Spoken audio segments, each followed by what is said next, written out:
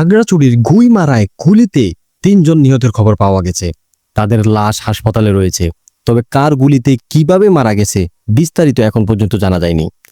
গুলিতে ৩ জন নিহত হওয়ার পাশাপাশি আরও ৩ জন আহত হয়েছেন।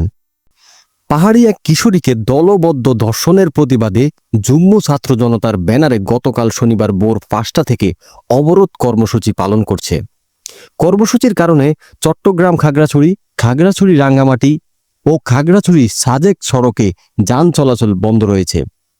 আজ রোববার সকালে জেলার বিভিন্ন স্থানে সড়কে টায়ার জ্বালিয়ে ও গাছের গুঁড়ি ফেলে বিক্ষোভ করেন অবরোধকারীরা।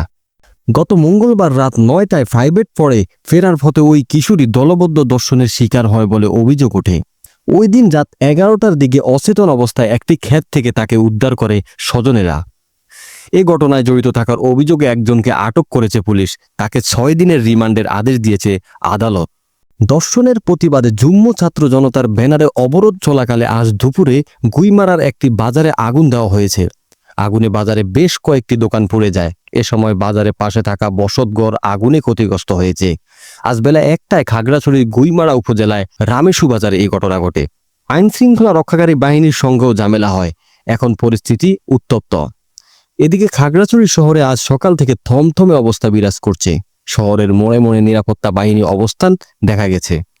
বাজার ও বাজারের আশেপাশে কোনো দোকানপাট খোলেনি। প্রয়োজনীয় কাজে যারা বের হচ্ছেন তাদের জিজ্ঞাসাবাদ করছে নিরাপত্তা বাহিনী।